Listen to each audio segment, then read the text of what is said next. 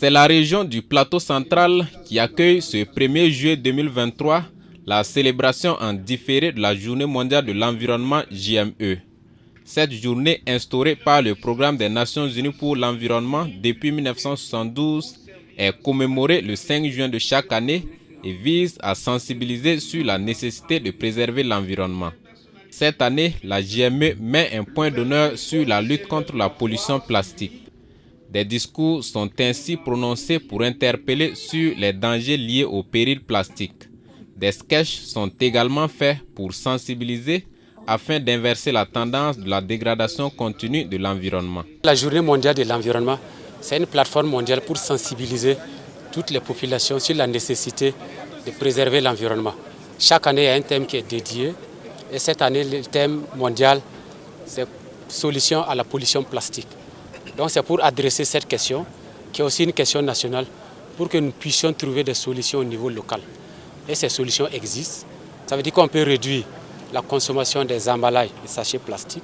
On peut utiliser des alternatives au plastique, qui sont des emballages réutilisables en tissu, en papier ou autres matériaux autres que plastique.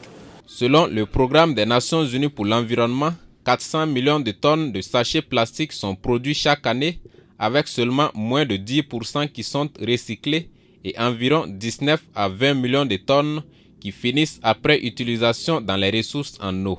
Cette célébration de la JME est donc une occasion pour les acteurs de penser à la relecture des textes, d'où la présence du président de l'Assemblée législative de transition aux côtés du ministre en charge de l'environnement à cette cérémonie solennelle de la JME. Une loi a été adoptée en 2014 interdisant l'importation des sachets non biodégradables. La mise en œuvre de cette loi depuis lors a montré des insuffisances.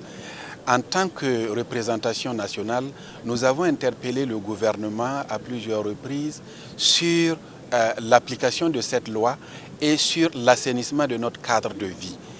Je pense qu'aujourd'hui, Monsieur le ministre l'a relevé, un travail est en cours d'être fait afin de procéder à une relecture de cette loi pour l'améliorer, afin qu'on puisse atteindre les objectifs d'assainissement de notre cadre de vie. La relecture de cette loi permettra de mettre fin au plastique à problème, à en croire le ministre Roger Barrot. Les plastiques à problème, ce sont les plastiques à usage unique, parce qu'on a démontré qu'un tiers de ces plastiques, dès qu'on l'utilise pour la première fois, on les rejette. Les plastiques à problème, c'est les plastiques qui contiennent des produits chimiques. Donc il faut faire attention à ces plastiques-là. Et notre nouvelle loi va s'orienter pour que ces deux types de plastiques ne soient plus d'utilisation.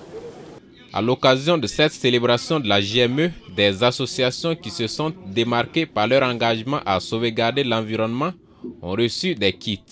La Journée mondiale de l'environnement est également l'occasion pour les acteurs du domaine de présenter leur savoir-faire. Et c'est cette coupure de ruban qui marque le début de la foire d'exposition. Plusieurs produits dérivés de l'arbre et des plastiques recyclés sont donc présentés aux visiteurs.